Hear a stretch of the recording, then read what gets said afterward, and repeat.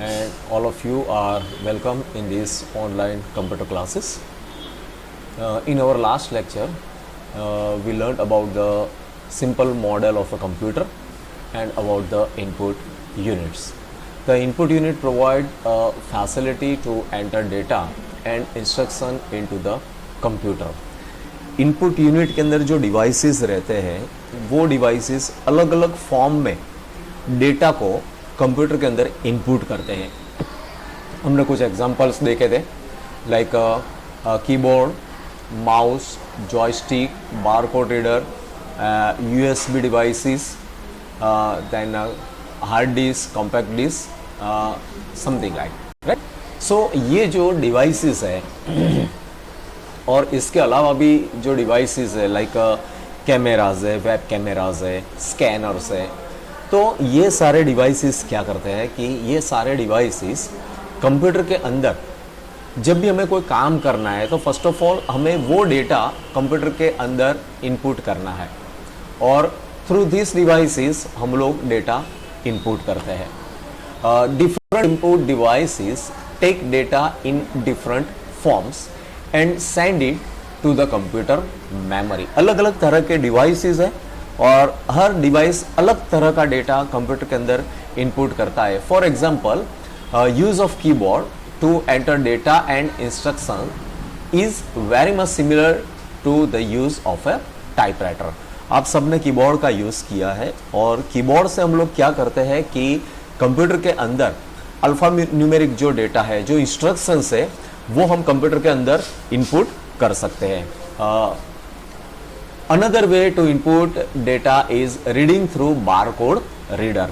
अभी technology develop हुई और टाइप राइटिंग जो था वो भी अभी तो शायद बहुत कम हो गया है क्योंकि हमारे पास ऐसी टेक्नोलॉजी है कि हम स्पीच रिकग्निशन हर एक विंडोज़ के अंदर, विंडोज़ के जो वर्जन्स आते हैं उसके अंदर स्पीच रिकग्निशन का एक कमांड रहता है और उससे क्या होता है कि हम जो बोलेंगे डिक्टेशन होता है, हम जो बोलेंगे कंप्यूटर अपने आप वो अंदर टाइप करता जाता है. मीन्स कि हमें सिर्फ एक माइक्रोफोन की ज़रूरत रहती है.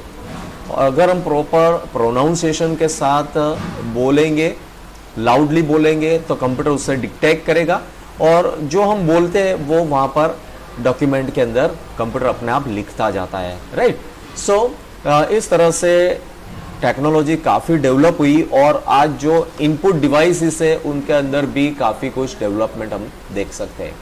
यहाँ पर हमें समझा गया है कि एक बारकोड रीडर आता है. Input data is reading through barcode reader. Barcode reader is normally seen at the super store. Super store यानी जहाँ पर हम मॉल में जाते हैं और अभी तो हर जगह पर बारकोड स्कैनर हमें देखने को मिलते हैं. आपने नहीं देखा है, मैं शायद आपको एक एग्जाम्पल बताऊँ कि बारकोड जो रीडर होता है it is looks like this one. ये जो है ये बारकोड रीडर है और ऐसी छोटी छोटी लाइंस जिसे बार्स कहा जाता है ये आप कई जगह पर देखते हो. अगर ब्रांडेड आपकी पेन होगी तो उसके नीचे होगा. आप शॉप खरीदते हो या कोई भी चीज़ आप परचेज करते हो तो आपको या तो इस तरह से बारकोड मिलेगा या तो इस तरह से QR कोड मिलेगा. ठीक है, ये दोनों तरह के कोड आपको वहाँ पर प्रिंटेड मिलेंगे. शॉपिंग मॉल में आपने देखा होगा कि जब भी हम जाते हैं तो हर एक प्रोडक्ट के ऊपर बारकोड है और जो भी बिलिंग का प्रोसीजर होता है वहाँ पर क्या किया जाता है कि वह बारकोड को स्कैन किया जाता है. ये बारकोड रीडर है. This one is known as the barcode reader. अब ये बारकोड होता क्या है, बारकोड के अंदर क्या लिखा होता है? तो बारकोड के अंदर हर एक वो इंफॉर्मेशन उस प्रोडक्ट के बारे में वहाँ पर लिखी होती है. उसका बैच नंबर होगा, उसका प्रोडक्शन डेट होगा, कंपनी का नाम होगा, प्रोडक्ट का नाम होगा, उसके रेट के बारे में लिखा होगा. एवरीथिंग, सब कुछ ये बारकोड के अंदर होता है. जो हमें समझ में नहीं आता हम उसको समझ नहीं सकते. ये बारकोड जो है हर एक बारकोड अलग विड्थ का होता है. मीन्स कोई पतला सा होता है बार और कोई थोड़ा थिक रहता है और इस तरह से डेटा वहाँ पर लिखा गया है.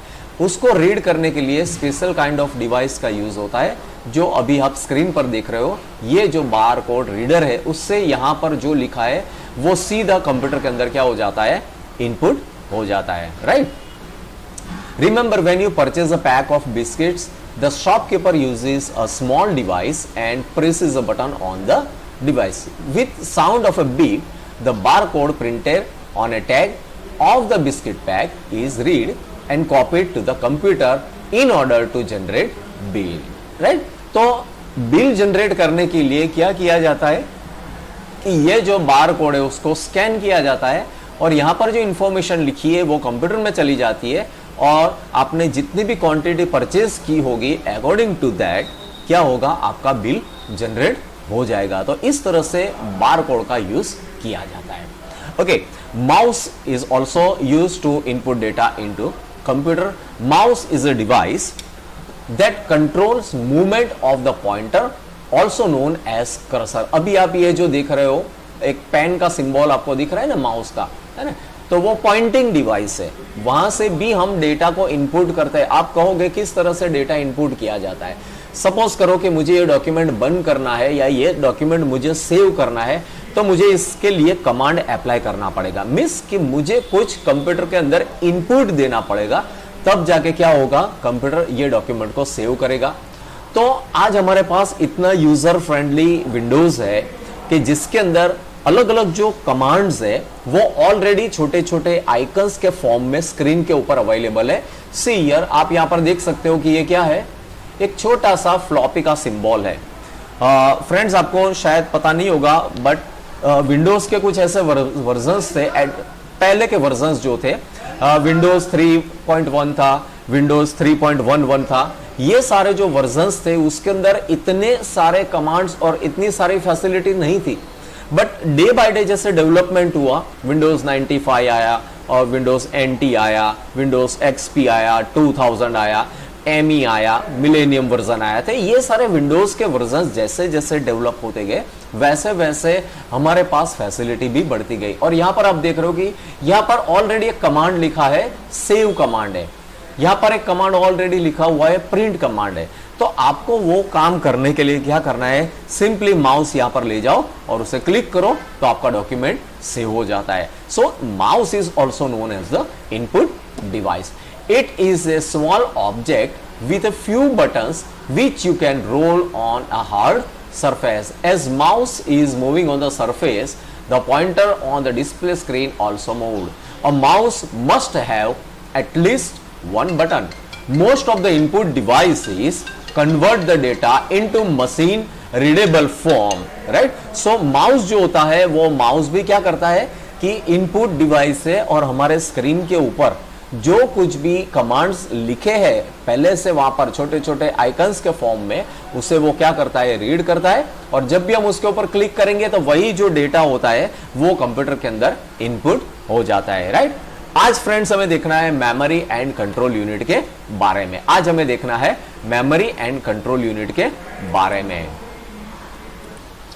Memory unit and control unit जो है वो बहुत ही इंपॉर्टेंट पार्ट्स है कंप्यूटर के। मेमोरी यानी याद रखना, राइट। हम लोग हमारी मेमोरी में भी बहुत कुछ पड़ा होता है। हमारा ब्रेन जो होता है वो तो सुपर कंप्यूटर से भी ज़्यादा पावरफुल है और कई सालों पुरानी जो कुछ भी ऐसी घटनाएं होती है वो हमें कई बार याद आ जाती है, रिकॉल होती है। सो मेमोरी जो है वो कंप्यूटर का एक बहुत इंपॉर्टेंट पार्ट है। कंप्यूटर के अंदर कोई भी डेटा हम स्टोर कर सकते हैं, सालों बाद, कई महीनों बाद या कई दिनों बाद हम उसको रिट्राइव कर सकते हैं। अर्ली डेज की जब हम बात करते हैं, जब टाइपराइटर्स हम यूज़ करते थे, तब क्या होता था कि टाइपराइटर के ऊपर कोई भी डॉक्यूमेंट टाइप किया, फिर आपको उसके लिए दूसरी कॉपी प्रिंट करनी है या तो और कॉपीज चाहिए तो आपको उसके लिए जेरोक्स मशीन का यूज़ करना पड़ता था। एक बार टाइपराइटर के अंदर आपने टाइप कर लिया, उसके बाद में दोबारा वो डॉक्यूमेंट आप वहां से नहीं निकाल सकते। फिर इलेक्ट्रॉनिक टाइपराइटर को इंट्रोड्यूस किया गया जिसके अंदर थोड़ी सी मेमोरी थी जो थोड़े 2, 4, 5 लाइन को स्टोर कर सकता था और वही रिपीट होता था, यानी रीप्रिंट हम कर सकते थे।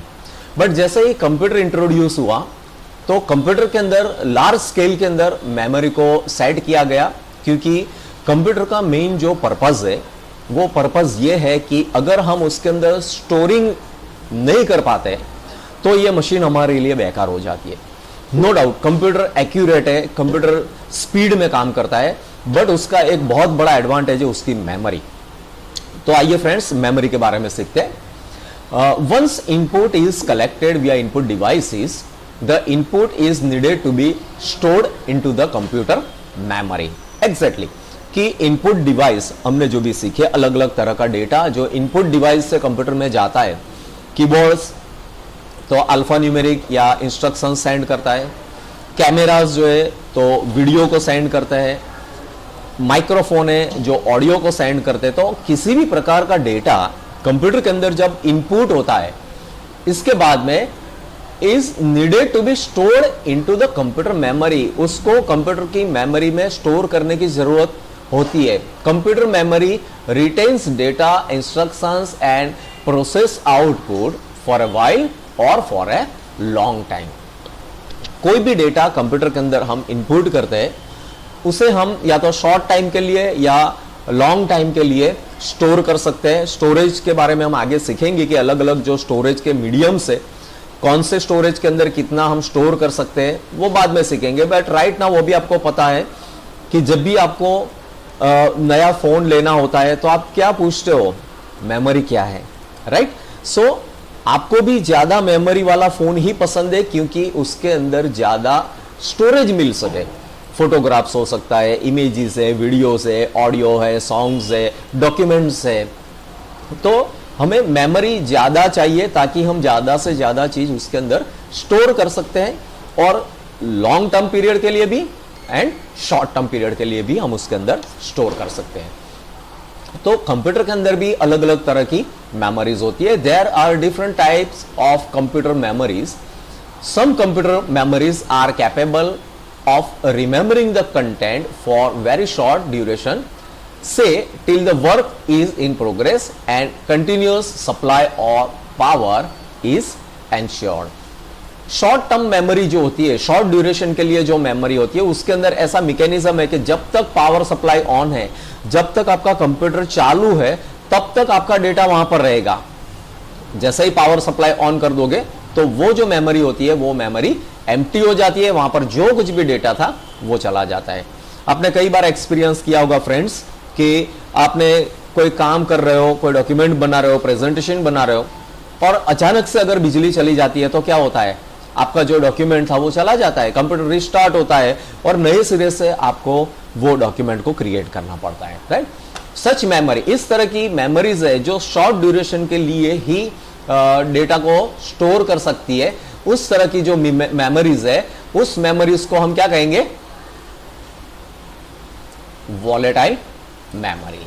उस मेमोरी को कहेंगे volatile memory. Such memory forms primary storage of a computer, hence it is known as primary memory. जो प्राइमरी मेमोरी जो होती है उसके अंदर हमारा डेटा शॉर्ट टाइम पीरियड के लिए हम स्टोर कर सकते हैं। इतना याद रखना है फ्रेंड्स कि primary memory means what.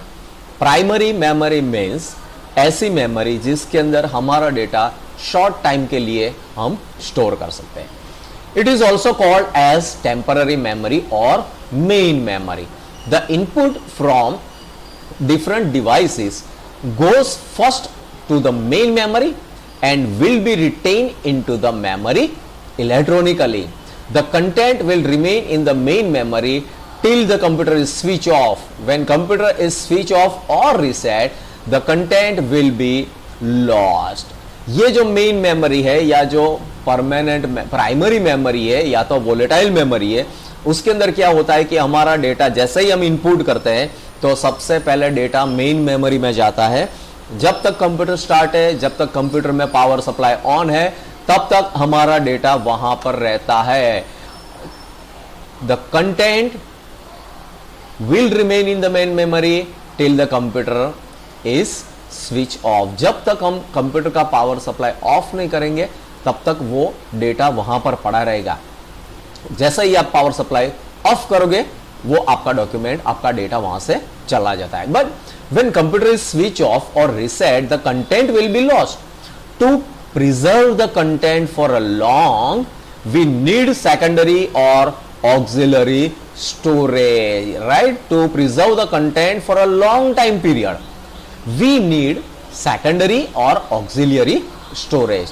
The secondary storage memory is not volatile and content can be preserved for long time.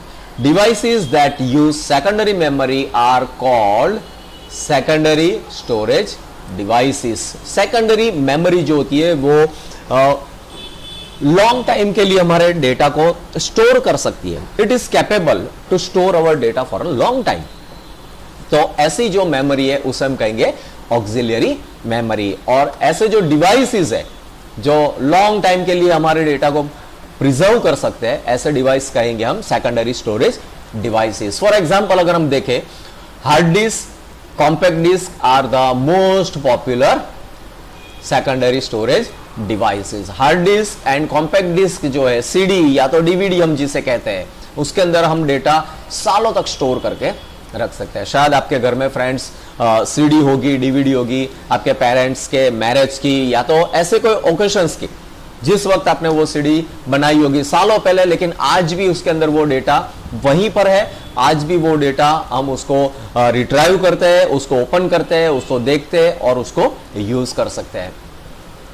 Unlike the primary memory, the secondary storage is non-volatile, slow, less expensive and large in capacity. ठीक है, primary memory से बिल्कुल विपरीत secondary storage जो होता है वो non volatile होता है, स्लो होता है, लेस एक्सपेंसिव और उसकी कैपेसिटी बहुत ज्यादा होती है. जो रैम मेमोरी हमारी आती है, रैम मेमोरी जो है वो प्राइमरी मेमोरी होती है. RAM memory is known as the primary memory, right. RAM memory को क्या कहेंगे हम? It is known as primary memory. जबकि हमारा जो हार्ड डिस्क और हमारा कॉम्पैक्ट डिस्क और हमारा पेन ड्राइव, ये सारे जो सेकेंडरी स्टोरेज डिवाइसेस है वो सेकेंडरी या तो ऑक्सिलियरी स्टोरेज डिवाइसेस है. उसके अंदर हमने जो डेटा स्टोर किया वो लॉन्ग लास्टिंग रहता है. जब तक हम उसे रिमूव नहीं करेंगे या तो जब तक वो डिवाइस डैमेज नहीं हो जाता, तब तक वो डेटा वहीं पर उसी के अंदर स्टोर रहता है. सो फ्रेंड्स, ये दो तरह के हमारे पास मेमोरी होती है, एक प्राइमरी मेमोरी, एक सेकेंडरी मेमोरी. प्राइमरी मेमोरी के अंदर हमारी रैम मेमोरी आती है, सेकेंडरी मेमोरी के अंदर हमारी हार्ड डिस्क, हमारी कॉम्पैक्ट डिस्क रहती है. जनरली मैंने देखा है कि जब भी स्टूडेंट्स या यूथ जो है जब मोबाइल फोन्स की बात करते हैं तो ये दोनों चीज हमेशा पूछते हैं, रैम कितनी है. Why you asking for RAM? RAM के लिए आप क्यों पूछ रहे हो? Why? Because of you know कि रैम मेमोरी जितनी ज्यादा होगी उतना मोबाइल फोन का परफॉर्मेंस अच्छा रहेगा, उतना कंप्यूटर का परफॉर्मेंस अच्छा रहेगा, उतने ग्राफिक्स आपको अच्छे मिलेंगे. That is why, right. और सेकेंडरी स्टोरेज आप पूछते हो कि स्टोरेज कितना है, क्योंकि बहुत सा डेटा स्टोर करने के लिए आपको बहुत सा स्टोरेज भी चाहिए. तो इस प्रकार ये दोनों मेमोरी मोबाइल के अंदर भी वर्क करती है, सिमिलर वे कंप्यूटर के अंदर भी ये दोनों मेमोरी काम करती है. As mention, once the data and instructions are entered into the memory, instructions are executed and result is prepared. जैसे ही डेटा कंप्यूटर में जाता है, मेमोरी में जाता है, वैसे ही क्या होता है, उसके ऊपर काम होता है, उसके ऊपर जो भी आंसर फाइंड आउट करना होता है वो आंसर या तो उसका रिजल्ट प्रिपेयर किया जाता है. And as per the requirement of the user, the result is preserved in the memory or sent to the output unit. Depends, आपकी रिक्वायरमेंट के अनुसार क्या होता है, जो रिजल्ट गेट किया गया है, जो रिजल्ट मिला है, वो रिजल्ट या तो स्टोर किया जाता है या तो आउटपुट यूनिट के ऊपर उससे भेज दिया जाता है, सेंड किया जाता है. To execute instructions the computer needs to perform some arithmetic and logical computations.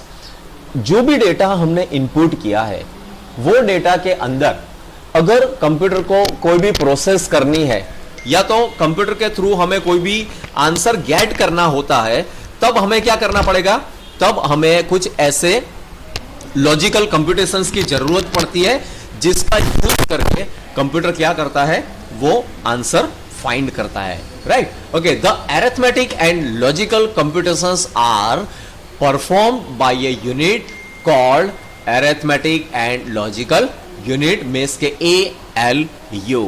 ये जो अरिथमेटिक एंड लॉजिकल यूनिट होता है उसका काम ये होता है कि जो भी डेटा इनपुट हुआ है, जिसके ऊपर अरिथमेटिक या लॉजिकल कंप्यूटेशन करना है, तो ये ALU यूनिट जो होता है वो उसके अंदर काम करता है और वही रिस्पॉन्सिबल होता है रिजल्ट गेट करने के लिए, right. Beside the ALU there is a control unit which manages executions of instructions and control operations of other components of the computer. Control unit हमारा जो CPU होता है ना, अगर हम बाइफर्केशन करें तो हमारे 3 यूनिट हमारे पास अवेलेबल है। एक इनपुट यूनिट है, एक कंट्रोल यूनिट है और एक आउटपुट यूनिट है। हमारे पास जो CPU, जो बॉक्स हमारा होता है, डेस्कटॉप का जो बॉक्स जिसके साथ हम मॉनिटर कनेक्ट करते हैं, जिसके साथ हम कीबोर्ड कनेक्ट करते हैं, जिसके साथ हम माउस कनेक्ट करते हैं, वो कंट्रोल यूनिट को यहाँ पर बाइफर्गेट किया गया है कि उसके अंदर एक आता है अरिथमेटिक एंड लॉजिकल यूनिट, उसके अंदर एक होता है कंट्रोल यूनिट और उसके अंदर एक होता है मेमोरी यूनिट। मेमोरी यूनिट हमने देखा फ्रेंड्स कि वो डेटा को स्टोर करने का काम करता है। अरिथमेटिक एंड लॉजिकल यूनिट जो होता है फ्रेंड्स, वो क्या करता है कि जो भी डेटा इनपुट हुआ है उसके ऊपर अरिथमेटिक या लॉजिकल आंसर उसका फाइंड करना है, तो ये यूनिट जो होता है वो उसके ऊपर परफॉर्म करता है। एंड थर्ड वन जो हमने देखा वो है कंट्रोल यूनिट। कंट्रोल यूनिट का जो काम है वो ये है कि manages execution of instructions and control operations of other components of the computer. Means की जो भी प्रोसेस हो रही है रिजल्ट गेट करने के लिए, अलग अलग कंपोनेंट्स को कंट्रोल करना है, कौन सा डेटा कहां पर सेंड करना है, जो रिजल्ट या आउटपुट मिला है उसको कहां पर प्रिजर्व करना है, कहां रखना है, ये सारा काम, सारा मैनेजमेंट ये कंट्रोल यूनिट करता है। वैसे भी उसका नाम फ्रेंड्स क्या है? Control unit. कंट्रोल यूनिट यानी कंट्रोल करना जो भी डेटा, जो भी इंस्ट्रक्शंस, जो भी रिजल्ट हमारे पास आए हैं उसको, right. So ALU and control uninst together form Central Processing Unit CPU, which is also called the brain of a computer. Some high-speed cache memory can also be a part of the CPU. CPU के अंदर हमारे पास ALU रहता है, control unit रहता है और cache memory भी आती है कंप्यूटर के अंदर, जो एक CPU का पार्ट रहती है, जो कैश मेमोरी का एक अलग यूजेस है कंप्यूटर के परफॉर्मेंस के अंदर। तो फ्रेंड्स इस तरह से जो कंट्रोल यूनिट है वो कंट्रोल यूनिट रिजल्ट गेट करने के लिए, रिजल्ट फाइंड आउट करने के लिए और रिजल्ट को आगे आउटपुट यूनिट तक सेंड करने के लिए काम करता है। ओके, सो आज हमने दो अलग टॉपिक देखे। सबसे पहला हमने देखा मेमोरी यूनिट के बारे में, primary memory and secondary memory के बारे में, एंड देन आफ्टर हमने देखा कंट्रोल यूनिट के बारे में। कंट्रोल यूनिट के अंदर हम तीन उसके बाइफर्केशन हम बना सकते हैं। एक होता है मेमोरी यूनिट, एक होता है कंट्रोल यूनिट और एक होता है arithmetic and logical unit, right. Next जो टॉपिक फ्रेंड्स हमारा है वो है output unit. Output unit means what? The output unit is normally a visual screen. Output unit is normally a visual screen called monitor, right? आपने देखा होगा कि output unit जहां पर हमें आउटपुट देखने को मिलता है, जो कुछ भी वर्क हो रहा है वो हमें कहीं ना कहीं तो देखने को मिलता है, that is called output unit. Generally हमारे पास मॉनिटर होता है। मॉनिटर जो है वो प्राइमरी यूनिट है, प्राइमरी आउटपुट यूनिट है, जिसके बगैर हम इजीली कंप्यूटर के ऊपर वर्क कभी नहीं कर पाएंगे। The monitor actually refers to a whole box of the visual output mechanism of a computer. Display screen is part of the monitor. Many times we use monitor and display screens as synonymous. The older monitors used to provide black, white and gray shade outputs, which usually was the text and numbers. बहुत सालों पहले के जो computers थे, आज से करीब 25 साल पहले, उस वक्त ऐसे प्रोग्राम्स हमारे पास नहीं थे, ऐसे कलरफुल आइकन्स नहीं थे, ऐसे सॉफ्टवेयर नहीं थे। सिर्फ हमारे पास डॉस बेस ऐसे एप्लीकेशंस थी, छोटे छोटे प्रोग्राम्स थे। मुझे याद है Lotus, WordStar, dBase, FoxBase, COBOL, Pascal, Fortran ऐसी लैंग्वेजेस थी। और आज जो आप एक्सेल यूज कर रहे हो ना, उसका ओरिजिनल वर्जन लोटस के नाम से था, लोटस 1 2 3 करके एप्लीकेशन आती थी, वो आज का एडवांस एक्सेल है। उसी प्रकार से वर्ड स्टार नाम की एक एप्लीकेशन हुआ करती थी, जिसके अंदर हम डॉक्यूमेंटेशन करते थे, लेटर्स टाइप करते थे पैराग्राफ फॉर्म में। आपको कुछ भी टाइप करना है तो वहाँ पर हम टाइप करते थे, जो आज का हमारा माइक्रोसॉफ्ट वर्ड है। आज जो माइक्रोसॉफ्ट वर्ड में हम काम करते थे, वो सारा काम हम वर्ड स्टार में करते थे। देन आफ्टर डीबेस और FoxBase and FoxPro हुआ करता था, जो डेटाबेस के लिए हम यूज़ करते थे, जो आज माइक्रोसॉफ्ट ऑफिस के ग्रुप में MS एक्सेस के नाम से एडवांस फीचर के साथ अवेलेबल है, राइट। तो पुरानी जो एप्लीकेशंस थी उसके अंदर कोई कलर्स नहीं हुआ करता था, कोई आइकन्स नहीं थे, सिर्फ नंबर थे और सिर्फ अल्फ़ाबेट्स थे। लेकिन उसके अंदर भी 3 अलग अलग कलर्स, ब्लैक, वाइट और ग्रे और ग्रीन भी आता था। ग्रीन कलर के मॉनिटर्स भी रहते थे, यानी black and green, black and white, black and yellow हुआ करता था, और ब्लैक एंड ग्रे शेड के आउटपुट हमें स्क्रीन के ऊपर मिलते थे। प्रेजेंटली आज की डेट में colour monitors are capable of presenting variety of information such as high quality graphics and animations are available. आज की डेट में फ्रेंड्स आप देखो तो हमारे पास जो मॉनिटर्स अवेलेबल है, पहले हमारे पास CRT cathode ray tube CRT monitors available थे, लेकिन आज की डेट में हमारे पास LCD LED मॉनिटर्स अवेलेबल है, और उसके अंदर हाई ग्राफिक्स हमें देखने को मिलते हैं। To output sound special devices such as speakers and headphones are use. हमने मॉनिटर की बात की, मॉनिटर के ऊपर हमें एक विजुअल इमेज मिलती है, बट सपोज आपको ऑडियो आउटपुट चाहिए, है ना, आपका आउटपुट फॉर्मेट ऑडियो है, साउंड है, तो उसके लिए हमारे पास एक अलग तरह के डिवाइस रहते हैं, जिसे हम कहते हैं स्पीकर और हेडफोन्स। आज सारे फ्रेंड्स हेडफोन्स का हम यूज़ करते हैं, स्पीकर का यूज़ करते हैं, कि हमारे फ़ोन या तो हमारे कंप्यूटर के अंदर जो कुछ भी साउंड है उसके ऊपर प्रोसेस करने के बाद उसका जो आउटपुट हमें चाहिए, उसके लिए ये डिवाइसेस हम यूज़ करते हैं। Similar way to print the output, printers are use to print the output. आपने जो डॉक्यूमेंट बनाया है, अभी हमें ये स्क्रीन के ऊपर ये जो होल डॉक्यूमेंट आप देख रहे हो, ये डॉक्यूमेंट को अगर मुझे पेपर के ऊपर प्रिंट करना है तो मुझे प्रिंटर की जरूरत पड़ेगी, क्योंकि अभी ये डॉक्यूमेंट जो है वो सॉफ्ट कॉपी में है, सॉफ्ट फॉर्मेट में है, हमें सिर्फ अभी स्क्रीन पर दिखाई दे रहा है, but I need hard copy. Hard copy means के पेपर प्रिंटिंग, तो मुझे उसके लिए एक प्रिंटर की जरूरत पड़ेगी, और प्रिंटर जो है वो भी एक आउटपुट यूनिट है। Optionally output is directly published on the website और सेंड अ फाइल विया इंटरनेट। कई बार ऐसा होता है कि आउटपुट जो होता है वो आउटपुट डायरेक्टली वेबसाइट के ऊपर भी हम सेंड कर सकते हैं।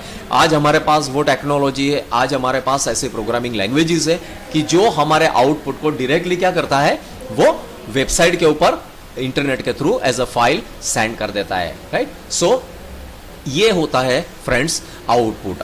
कंप्यूटर के अंदर जो कुछ भी मेमोरीज होती है, इनपुट होता है, प्रोसेसिंग होता है, वो प्रोसेसिंग होने के बाद, रिजल्ट ऑक्यूपाई करने के बाद, वो रिजल्ट को कहीं ना कहीं शो करना होता है, या तो उसको मेमोरी में स्टोर करना होता है। तो उसके लिए हमारे पास आउटपुट यूनिट है, अलग अलग तरह के आउटपुट यूनिट है, बट प्राइमरी आउटपुट यूनिट हमारे पास जो होता है, आउटपुट डिवाइस जो होता है, वो हमारा मॉनिटर रहता है। उसके अलावा जैसे हमने देखा कि स्पीकर्स है, हेडफोन्स है, प्रिंटर है, ये सारे आउटपुट डिवाइसेस है जिसके ऊपर हम क्या करते हैं, आउटपुट ले सकते हैं। ओके फ्रेंड्स, तो आई होप कि आपको समझ में आया होगा memory unit, control unit, output unit. आपको ये जो टेक्स्ट बुक आपके स्क्रीन के ऊपर दिखाई दे रही है उसमें से मेमोरी यूनिट के बारे में, कंट्रोल यूनिट के बारे में और आउटपुट यूनिट के बारे में शॉर्ट नोट लिखनी है आपके क्लास वर्क के अंदर, CW के अंदर।